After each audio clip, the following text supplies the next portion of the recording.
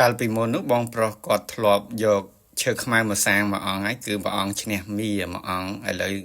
បានយកឈើ3ដុំបាទយកមកសាងបន្តទៀតចំនួន3អង្គគឺព្រះអង្គប្រក់នាគ1អង្គព្រះឈ្នះមារ2អង្គទៀតអញ្ចឹងចូលមកដល់វគ្គឈើខ្មៅបន្តទៀតទេបងប្អូនហ្នឹងហើយដែលឃើញថាសាច់ឈើខ្មៅជាប្រភេទសាច់ឈើក្លិមល្អហើយក៏មានសម្រស់សោភ័ណភាពហ្នឹងខ្មៅរលើបរលោងស្អាតណាស់បងប្អូនចឹងហើយបានជានៅតែមានការគ្រប់គ្រងពីសំណាក់បងប្អូនបាទនៅតែមានការយកមកកសាងជាហោហែមិនដាច់ទេបាទចំពោះឈើខ្មៅក៏ខ្ញុំធ្លាប់ជម្រាបជូនដល់បងប្អូនច្រើនវីដេអូហើយគឺឈើខ្មៅគឺមាន3ប្រភេទអ្នកខ្លះហៅនាងខ្មៅខ្លះហៅអង្កត់ខ្មៅខ្លះហៅឈើខ្មៅបាទទៅតាមអ្វីដែលគាត់ហៅបាទហើយឈើខ្មៅយើងឃើញថាឈើខ្មៅសុទ្ធគឺយើងកោសមកគឺកំតិចមាត់ខ្មៅប្រឡាក់ជាប់ដៃបងប្អូន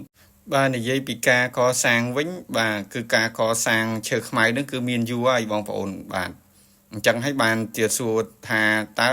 មិនបានយកឈើខ្មៅមកសាងច្រើនដោយសារឈើខ្មៅមានជំនឿទៅលើភាពសុខសบายត្រជាក់ត្រជុំឈើខ្មៅយើងគិតថាមានប្រសិទ្ធភាពរួចទៅហើយប៉ុន្តែកត្តាគួបផ្សំនោះគឺយើងត្រូវមានការវាស់ខ្នាតទៀតសម្រាប់តួអង្គមួយអង្គដែលកសាងដូចជារូបតួអង្គរបស់បងប្រុសដែលខ្ញុំកំពុងសាងនេះគឺមានការវាស់ខ្នាតត្រឹមត្រូវបាទការវាស់ខ្នាតត្រឹមត្រូវហើយបងប្អូនដែលគាត់ពេញចិត្តនឹងរៀបចំកិច្ចបញ្ចុះទៀតនោះប្រសិទ្ធភាពនៃរូបយើងកាន់តែពូកែស័ក្តិសិទ្ធិទៅតាមអ្វីដែលយើងមានជំនឿនៅក្នុងខ្លួនយើងហើយនឹងធ្វើទៅតាមក្បួនលោកគ្រូប្រពីស្នុកការឲ្យបានត្រឹមត្រូវនោះរូបតួអង្គយើងកាន់តែមានប្រសិទ្ធភាពខ្ពស់ឆ្លៀតក្នុងឱកាសនេះដែរខ្ញុំក៏ចង់ជម្រាបជូនដំណឹងទៅបងប្អូនថា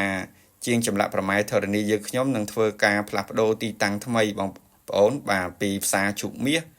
មកផ្លូវប៊ីតុងបាទគឺផ្ទះលេខ98ផ្លូវប៊ីតុង4408បាទភូមិក្រាំងក្រងសង្កាត់ក្រាំងក្រងខណ្ឌសែនសុខក្រុងភ្នំពេញបងប្អូនណាបាទបងប្អូនធ្វើដំណើរពីខាងពោធិ៍យតុងមកដល់បរិយវរណា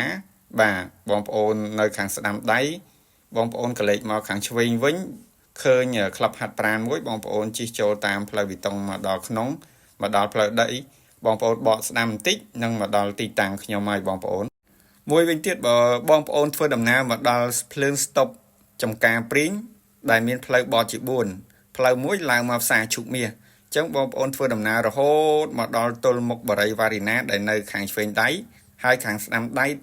មានក្លឹបហាត់ប្រាណមួយដូចខ្ញុំរៀបរាប់ពីមុខមិញអញ្ចឹងគឺចូលតាមក្លឹបហាត់ប្រាណហ្នឹងផ្លូវប៊ីតុងរហូតមកដល់ផ្លូវដីគ្រាន់តែធ្វើដំណើរបកស្ដាំបន្តិចបងប្អូននឹងមកដល់ទីតាំងខ្ញុំហើយដើម្បីឲ្យមានភាពងាយស្រួលទៀតសូមបងប្អូនតាក់ទងតាមលេខទូរស័ព្ទដែលមាន2ខ្សែគឺ012 58 99 69មួយខ្សែទៀតគឺ096 28 17 369ដែលមានជា Telegram ទាំងពីរខ្សែតែម្ដងជាទីបញ្ចប់នេះដែរខ្ញុំក៏សូមថ្លែងអំណរគុណដល់បងប្រុសនិងសូមថ្លែងអំណរគុណដល់បងប្អូនទាំងអស់គ្នាដែលតែងតែចូលរួមទស្សនានិងគាំទ្រនៅស្នាដៃជាងសូមអរគុណ